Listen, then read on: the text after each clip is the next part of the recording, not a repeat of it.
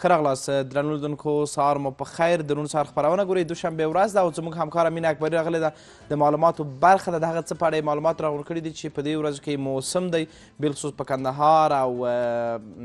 په د کاپیسا په تګاب کې ډېر زیات پیدا کېږي انار چې د تګاب انار او د قندهار انار ډېر زیات مشهوره دي نو زه نه پوهیم چې د انار په اړه مطلب راوړئ که د انار د پوستکو په اړه باندې مینې په ستړې مشي مننه ژوندی اوسئ مرسل جان سادیان سهار په خیر وشمه سادیان سهار په خیر وي قدرمنو لیدونکو زما سلامونه او نیکې هیلې هم ومنئ هیله ده چې روغ جوړ اوسئ او ښایسته سهار مو پیل کړی وي نو که څنګه چې زموږ همکار اشمل جان هم وویلې نن مې د انارو د پوستکي په اړه باندې معلومات چمتو کړي دي نو خیر انارو ته د انار ګټو ته به هم یو اشاره ولرو نو په پیل کې به یادونه وکړم هر هغه څه چې بخصوص میوهجاتو کې چې موږ او تاسو نوشیجان کوو نو ډېری ویټامینونه په پوستکو کې دي لکه د همدارنګه په ترکارۍ کې هم لکه د بادرنګو پوستکی موږ باید هېڅکله هم لرې وانه چې نوشیجان یې کړو او همدارنګه د کیلي په پوستکي کې هم ډېر ویټامینونه دي تر څنګ لیمو نارنج نو انار هم همدغسې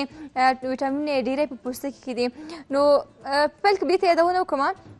هغه میرمنې چې مثلا امیدوارې دي نو ډېری وخت د زړه د بدوالي سره مخامخ کیږي نو هڅه وکړئ چې تاسو د انارو پوستکي چې کوم دي هغه وچ کړئ او د انارو د هغه وچ شوي پوستکي چې دي تاسو یې ښه میده کړئ او د هغو نه پوډر جوړ کړئ نو ورسره هغه نه د لیمو لږ غوره ورسره اضافه کړئ لیمو هم وچ شوي ښه میده کړئ او د لیمو غوره ورسره اضافه کړئ نو تاسو کله چې خواړه خورئ نو همدغه د انارو د پوډرو څخه ګټه واخلئ په خوړو باندې او یا هم که لږ لږ همداسې نوشیجان هم کړي نو هغه به هم ډېر ښه وي نو ستاسو کوم د زړه بدوالی چې ده یا هم د معدې جوش کوم معده مو چې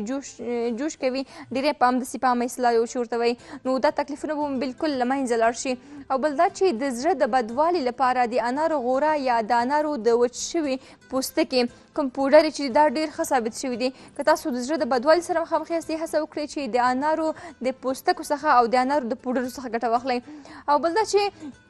ښایست ښکلا خو موږ او تاسو ټول غواړو چې ښایسته اوسېږو ښکلی او سپین پوستکی ولرو تاسو هڅه وکړئ چې مثلا کله چې د کور څخه باندې وځئ یا هم لمر وي تاسو د ضد آفتاب کریمونه استفاده کوئ کوم مرطوب کننده کریمونه چې تاسو سره لاسرسی ورته لرئ هڅه وکړئ چې د انارو کوم پوډر چې دی خالص د انارو پوستکی وچ کړئ هماغه کوم پوډر چې تاسو په کور کې ترې جوړوئ هغه د کریم سره مکس کړئ مخکې له دې چې تاسو لاړ شئ باندې لمر ته یا ووځئ یا خپلې دندې ته لاړ شئ نو د کوم مرطوب کننده کریم چې تاسو لرئ د هماغه کریم سره د انارو د پوډر مکس کړئ ښه یې ګډ کړئ وروسته له هغه نه په خپل پوستکي باندې کېږدئ د سترګو په حلقو باندې هم کېږدئ نو ستاسو پوستکی به ښه ځلانده کړي نو هېڅ اړتیا به هم نشي چې تاسو باندې ځئ او بیا وروسته له هغه نه ضد آفتاب استفاده کوئ یا هم میکاپ یا هم پوډرو څخه ګټه واخلئ او دې همدغه کار چې ده همدغه ماسک ورته وایي چې دې سل سلنه نتیجه هم ورکړې ده او بل دا چې د پوستکي هغه کوم ګرد او غبار چې د ځینې لکې که نه ځینې تیر سرې وي او یا هم همدارنګه بخارکونه وي د سترګو دغه کومې لاندې طرف هغه چې سترګو کاسې چې دي که نه حلقې چې دي دا چې دا تورې حلقې که لري یا هم ګونځې لري نو تاسو هڅه وکړئ انار د انارو کوم لون پوستکی چې ده تاسو یې جوش کړئ ښه یې ویشوئ وروسته له هغه نه دا اوبه چې ښه تیره کېږي خټه کېږي نو هماغه راواخلئ په خپل پوستکي باندې کېږدئ کله چې هغه اوبه یخې شوې تړمې شوې بیا نو ستاسو کوم پوستکي کې چې کوم اضافي مثلا تورې لکې دي میخکې یا تیر سرې دي دا بلکل له منځه وړي او د پوستکي د سپینوالي او د ځلا لامل کېږي مهمه خبره دا ده چې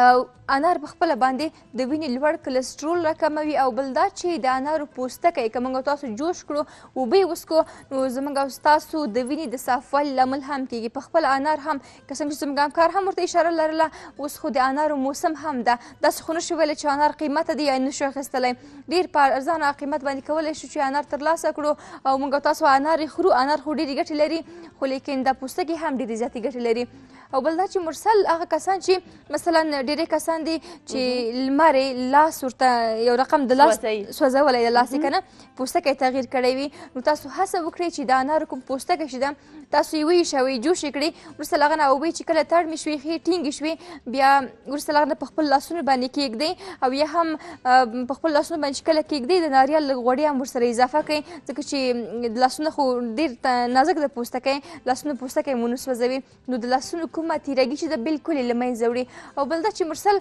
هغه کسان چې د ویښتانو مثلا ویښتان یې ډېر زیات تویېږي یا هم د ویښتانو د ستونزو سره مخامخ دي هغوی دې هڅه وکړي چې د انارو کوم پوستکی چې ده جوش دې کړي ښه دې وایشوي وروسته له هغه نه هر ډول غوړي چې تاسو په خپل ویښتانو باندې استعمالوئ د خپلو همغه غوړیو سره د انارو اوبه چې دي مکس کړئ ښه ګډې کړئ تاسو په خپل پوستکي د سر پوستکي باندې هم ښه ماساج کړئ او په ویښتانو باندې هم ښه ماساج کړئ نو تاسو به په یوه هفته کې دې سلسله نتیجه وګورئ چې د ویښتانو توروالی به مو هم بیرته لاسته راوړئ او ویښتانو کومه ځلا چې له لاسه ورکړې ده د رنګونو په واسطه باندې یا هم دا چې موږ تاسو تل اوتو کوئ یا ببلیس کوئ نو د ویښتانو ځلا ښکلا بالکل لاسته به مو راشي او تاسو به ښایسته او ځلانده ویښتان هم لرئ او د انارو کوم پوستکی چې ده که موږ تاسو وژوو د انارو پوستکی که صحیح ده چې تریخ ده لیکن د معدې لپاره هم ښه ده او د غاښونو زیړوالی هم له منځه وړي او د غاښونو بدبویي هم له منځه وړي بله یو خاصیت بل هم لري هغه کسان له دې وروسته د ژمي موسم دی خیر دا ما تجربه کړي دي زه نه پوهېږم څومره هېوادوال موافق واوسي کله چې دغه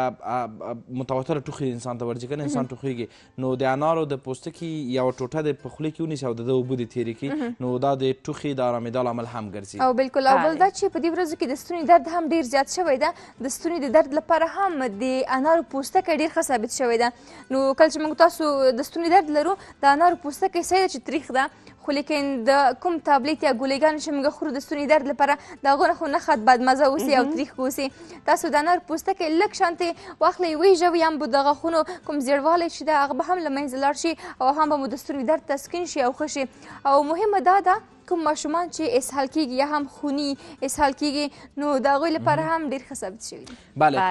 دوه موارد چې هغه به ټول بلده مې پوهېږم په ده باندې خو معمولا هغه کسان چې انار پوستوي نو کوشش وکړي چې دستکش یو څه اوسي یا پلاستیک په لاس باندې کوي که دستکش نه وي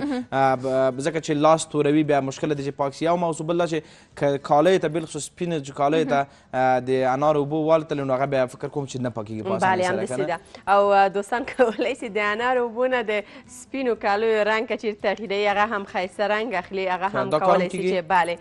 ترې ګټه پورته کړي موږ خوراک ته انار نه پیدا کوو دا کالی رنګ تبدیلوي پوستکو نه یې کولی شي چې ګټه البته پورته کړي هغه پوستکي چې دوی البته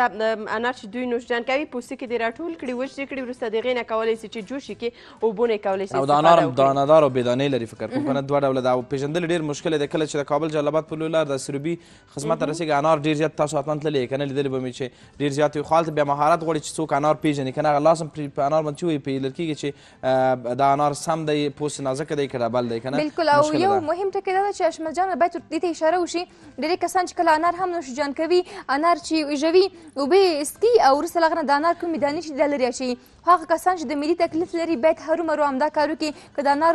انار د دانو سره موږ نوشجان کړو نو د معدې د درد لامل کیږي او د معدې د اختلالاتو لامل کیږي او بل دا چې هغه کسان چې د معدې تکلیف نه لري او غوړین خواړه خوړلي اوسي انار د دانو سره نوشجان کړي تر څو چې هغه خواړه په سمه توګه باندې هضم شي د انرژي اخیستلو ته هېڅ ډول اړتیا هم نشي بلې او مننه کوم مینه جانې ډېر ښه معلومات او ډېر ښایسته معلومات انشاءالله چې دوستان هم ترې ګټه واخلي ډېره مننه